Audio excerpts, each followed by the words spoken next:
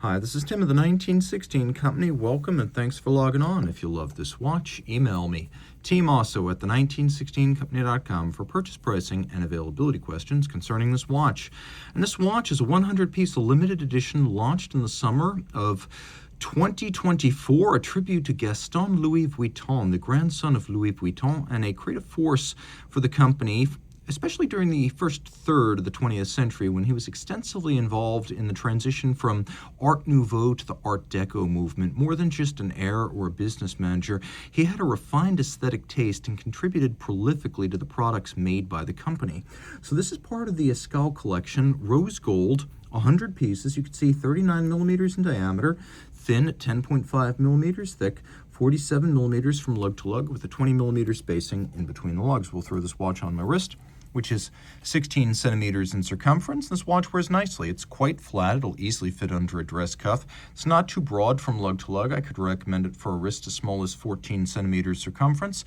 It's a lovely watch that includes a great deal of hardware on the dial as well as externally on the case that evoke Louis Vuitton bags and travel trunks, which are, of course, the original luxury goods that made the company's name.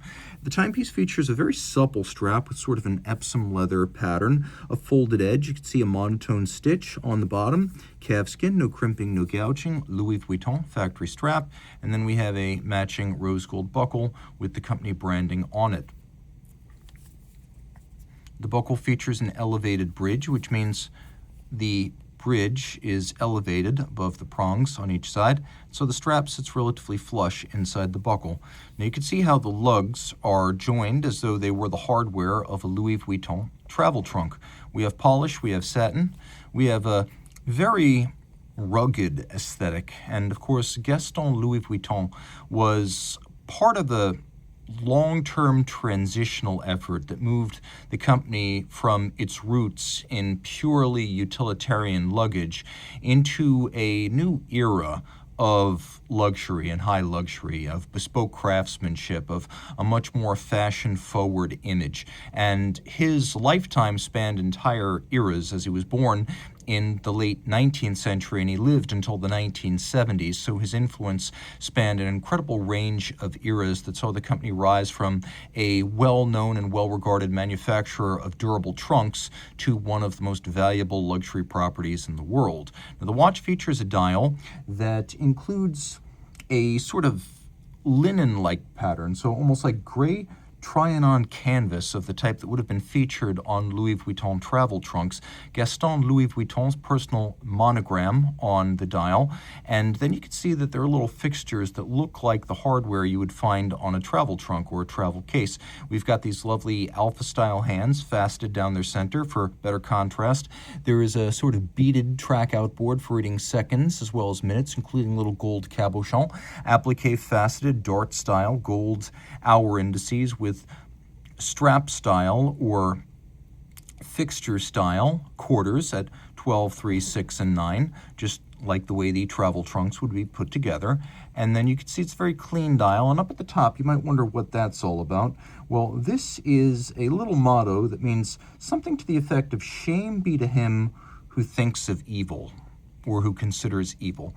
And basically it's the motto of British orders of knights, as well as a common phrase in Franco-Norman language, and so it was chosen for its historic association with Gaston-Louis Vuitton.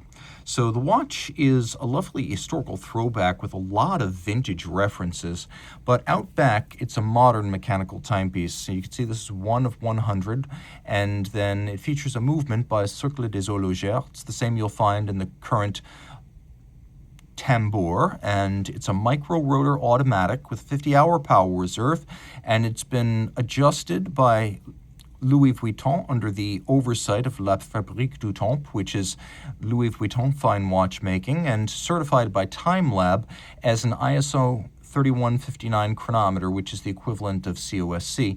You can see the LV monogram on the rotor, engine turning very tight and concentric underneath. The design of the bridges and the decoration was inspired by Grunefeld, with recesses in media blast, then brushed satin channels along the edge, and then and the outermost face, we have mirrored beveling. We also have polished screw heads. You can see the use of Etikron for fine timing and beat error correction. It beats away, as you can see, at 4 Hertz. Pivots on 32 joules, and it's a fairly large movement at 30.6 millimeters. And again, it is a time-lab chronometer. If you look carefully, you can see the ratchet wheel atop the barrel actually features a little interpretive version of the LV monogram, and it's a great-looking grayscale aesthetic with the exception of the Etikron key and the rotor. It's thin, and it's open, and it's beautiful, and has the convenience of an automatic and the thinness and the open case back of a manual one, and that is the benefit of a micro-rotor automatic. You'll also note the use here to keep everything clean and monochromatic. No synthetic rubies are used, only synthetic clear sapphires. Chemically the same material, just without the impurities that make the ruby red. A beautiful watch, and in a lot of ways, you can see Gaston-Louis Vuitton, the 3rd generation of the Vuitton family. A little bit of an homage to the company's history in a way that is more directly rooted in its traditional product aesthetic than something like the tambour. And the watch is 50 meters water resistant, so you don't exactly want to go swimming with it, but it is more than, say, 30 meters. It is a push-down crown. An average dress watch would be 30 meters. 50 just gives you a little bit more protection, but still, again, don't submerge it. For that, you've got other sports watches. And if you love this one, reach out to Team Mosso at the1916company.com for purchase and pricing details. One more little note. It has a wonderfully sharp response. It does not hack, but as soon as you pull the crown out, there's almost no dead angle in this movement. From the moment you start displacing the crown, the minute hand jumps with alacrity, and I love that.